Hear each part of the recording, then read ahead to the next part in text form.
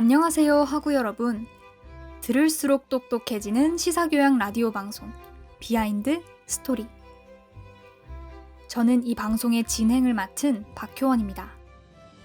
저희 비하인드 스토리는 매주 화요일마다 다양한 이슈들의 히스토리를 소개하려 합니다. 그동안 우리가 주목했던 수많은 이슈들의 뒤에 숨겨진 무수한 뒷이야기들은 그 존재만으로도 우리의 궁금증을 유발합니다.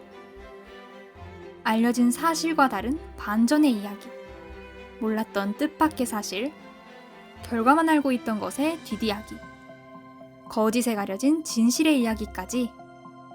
이러한 뒷이야기들은 그동안 우리가 몰랐거나 무관심했던 색다른 이야기를 담고 있어 매우 흥미진진하기도 합니다.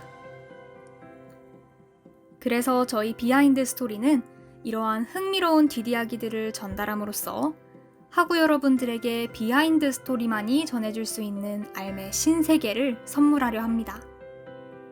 이번 한 학기 동안 방송될 비하인드 스토리가 전하는 수많은 이슈들에 얽힌 뒷이야기에 앞으로도 많은 관심 부탁드립니다.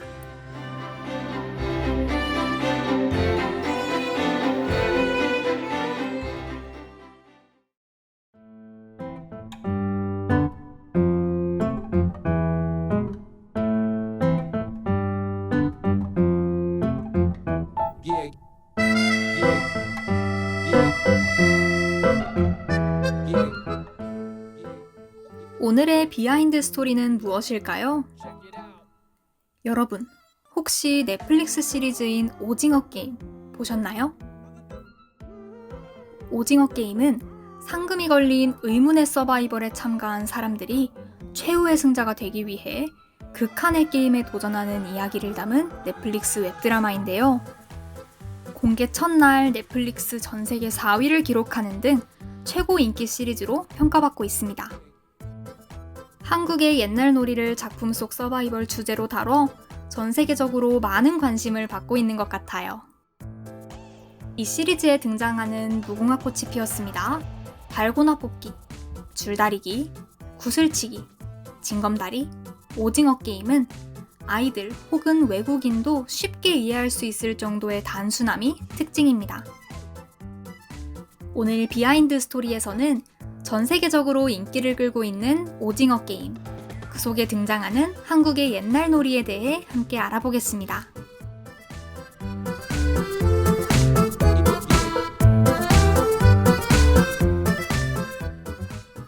먼저 이 시리즈의 제목이자 가장 마지막 서바이벌에 나오는 오징어 게임은 1970년대 골목길 놀이입니다.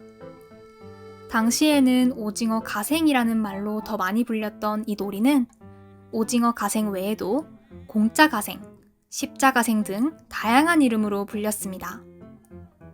일본말로 갓생, 편을 나눠 싸운다는 뜻입니다. 이로 미뤄볼 때 오징어 게임의 역사는 해방 이전까지도 거슬러 올라갈 수 있습니다. 오징어 게임은 민첩함 외에도 몸과 몸이 부딪히는 육박전이 불가피해 여러 게임 중에서도 가장 격렬했고, 또 남녀가 섞여서 놀기도 했던 다른 놀이와 달리 초등학교 고학년 이상의 남자아이들의 거친 놀이였다고 합니다. 그래서 실제 싸움으로 번지는 경우가 매우 잦았다고 해요. 몸싸움 와중에서도 상대방의 다음 동작을 짐작해 이를 역이용하는 심리전도 상당하기 때문에 많은 인기가 있었던 놀이입니다. 이젠 사라진 지 오래된 이 추억의 게임은 다른 준비물 없이 땅에 오징어 모양으로 그림을 그리기만 하면 돼 매우 간편하면서도 재밌다고 합니다.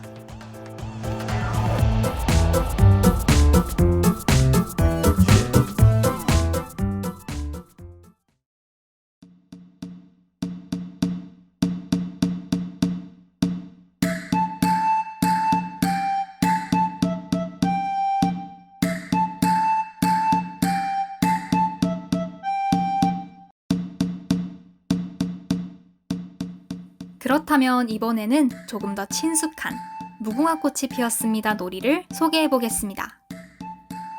이 놀이는 어릴 적 한 번쯤은 다들 해보셨을 것 같은데요. 무궁화 꽃이 피었습니다는 숨바꼭질을 응용한 놀이입니다. 술래가 벽을 보고 무궁화 꽃이 피었습니다 를 외치다가 구호가 끝남과 동시에 뒤를 돌아보고 움직이는 사람이 있으면 잡아내는 게임입니다. 동일한 놀이가 전 세계에 있는 만큼 나라마다 명칭이나 구호가 조금씩 다르다고 합니다. 북미권에서는 Red Light, Green Light, 이탈리아에서는 Juventud Tre Stella 라는 구호를 외치며 게임을 한다고 합니다. 일반적으로 앞부분의 구호를 천천히 읊다가 이후에는 끝부분의 단어들을 재빠르게 외치며 움직이는 사람들을 잡아내는 재미가 있습니다.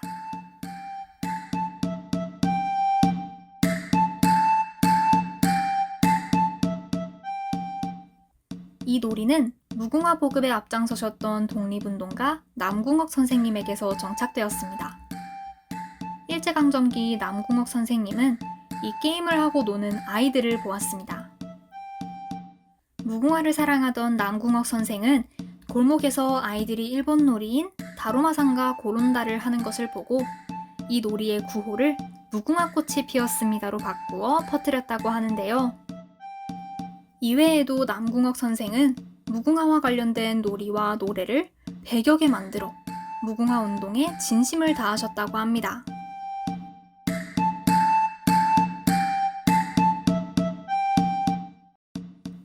그렇다면 우리나라의 나라꽃인 무궁화는 왜 나라꽃이 된 것일까요?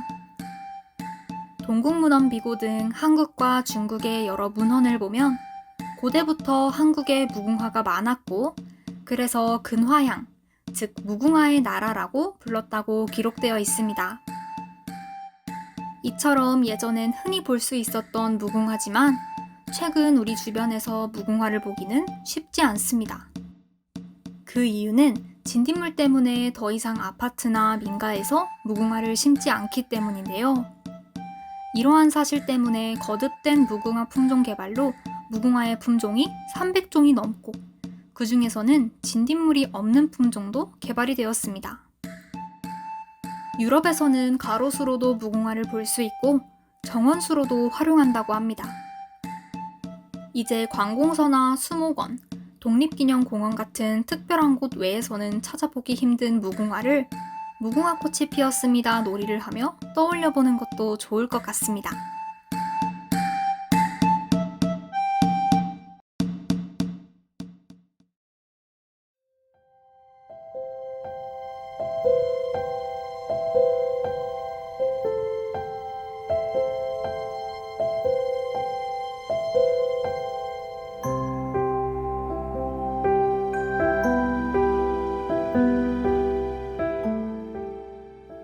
다음은 한국의 전통놀이인 구슬치기에 대해 알아보겠습니다.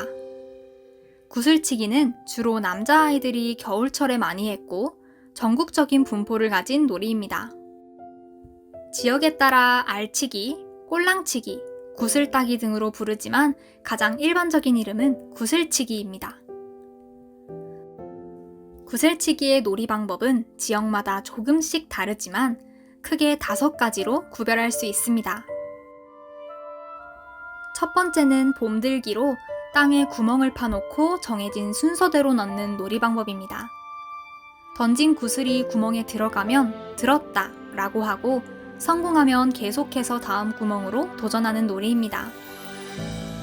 두 번째는 알까기입니다. 가장 단순하면서도 쉬운 방법으로 순서를 정해 일정한 거리에 던져놓고 다른 사람이 구슬을 맞추면 따는 놀이입니다. 세 번째는 토하기인데요. 이 놀이 방법은 땅에 삼각형을 그리고 놀이하는 사람이 정해진 개수만큼 그 안에 넣습니다. 순서를 정해서 삼각형 밖으로 내보내면 따내는 것인데요. 만약 삼각형 안에 구슬을 빼내려다가 구슬이 그 안으로 들어가거나 삼각형 선에 닿으면 지금까지 땄었던 구슬을 삼각형 안에 다 내놓고 죽는데 이를 토하기라고 합니다.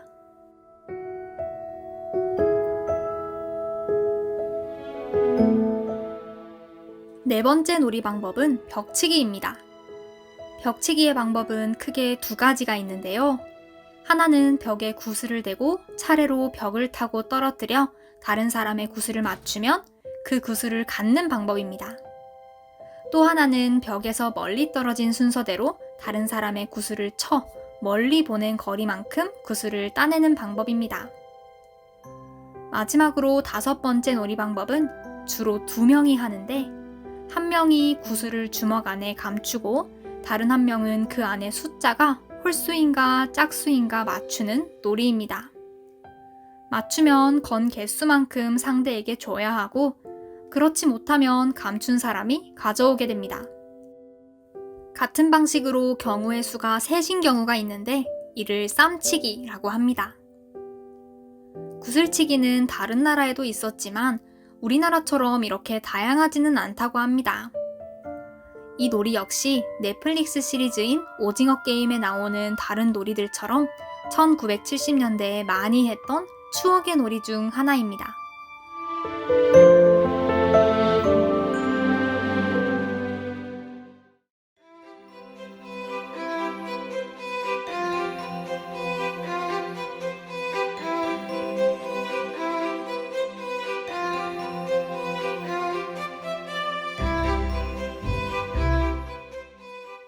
오늘의 비하인드 스토리는 넷플릭스 시리즈인 오징어 게임에 나오는 한국의 옛날 놀이를 알아보는 시간이었습니다.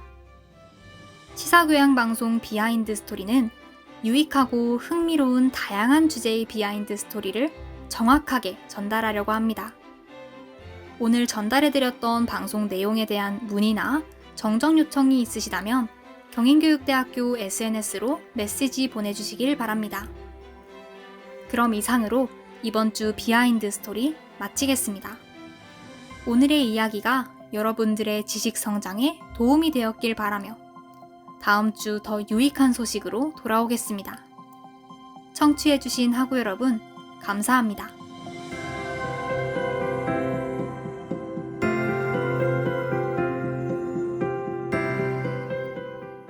지금까지 제작의 수학교육과 진수현, 음향의 컴퓨터교육과 이재니, 진행의 윤리교육과 박효원이었습니다.